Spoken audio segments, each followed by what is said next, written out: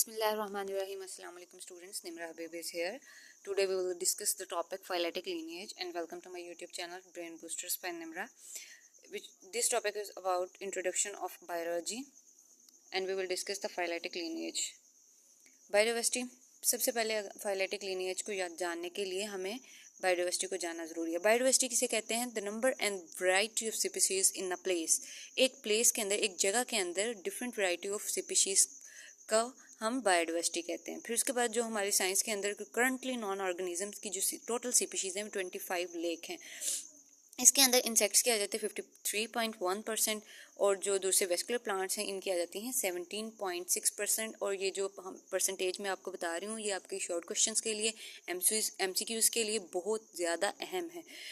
इनको आप नोट कर लें, अंडरलाइन कर लें, अपने रजिस्टर के ऊपर नोट कर लें, ये बहुत ही अहम है. ठीक है, ये MCQs के लिहाज से भी बहुत इंपॉर्टेंट है. फिर उसके बाद एनिमल्स जो हैं वो 19.9% हैं स्पीशीज़ हैं. फिर उसके बाद जो प्रोकैरियोट्स हैं उनकी 9.4% स्पीशीज़ हैं like algae, protozoa and paramecium, amoeba और बहुत सी टाइप्स हैं.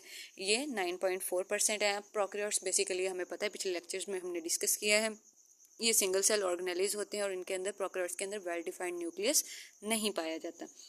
नेक्स्ट हम देखते हैं जो इसकी टोटल स्पीशीज़ हैं वो एस्टिमेट की गई हैं almost 5 to 30 millions round about जो हैं स्पीशीज़ को एस्टिमेट किया गया है. इनमें से तकरीबन 2.5 मिलियन स्पीशीज़ जो हैं आइडेंटिफाइड हैं, बाकी आइडेंटिफाइड नहीं हैं. नेक्स्ट हम देखते हैं जो सबसे पहला इस दुनिया में आने वाली जो स्पीशीज़ है वो क्या है?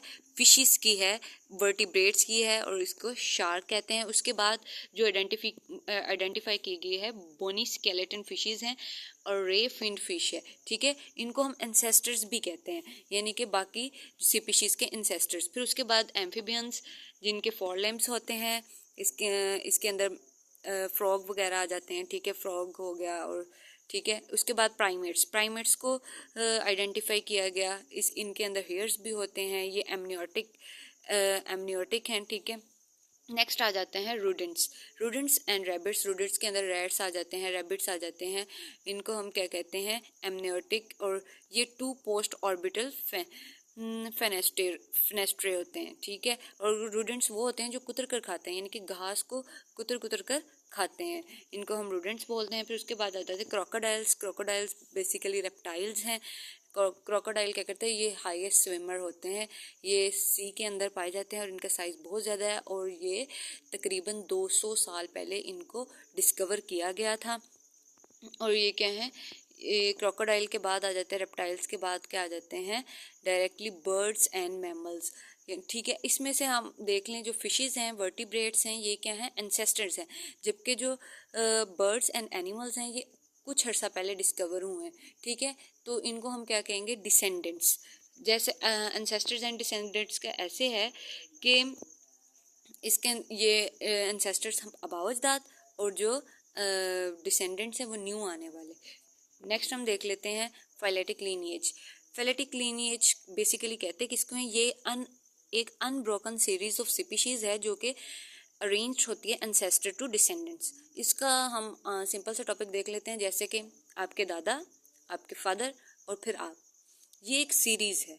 ठीक है, इनके दरमियान में हम किसी तीसरे या चौथे इंसान को नहीं घुसा सकते. क्यों? क्योंकि ये एक प्रोसेस है. अगर हम किसी और को अंदर लाएंगे तो एक लीनिएज नहीं रहेगा ना. तो ये फिर इसी तरह, और हम इस सीरीज़ को, अब जाहिर बात है आपके दादा के बाद आपके फादर आए होंगे और फादर के बाद आप आए होंगे, तो ये अनब्रोकन है और इस सीरीज़ को हम जानते भी और जितनी भी कोशिश करें इसको हम तोड़ नहीं सकते. तो इसी तरह एंसेस्टर्स और डिसेंडेंट के दरमियान जो अनब्रोकन सीरीज़ होती है उसको हम फाइलेटिक लाइनेज कहते हैं.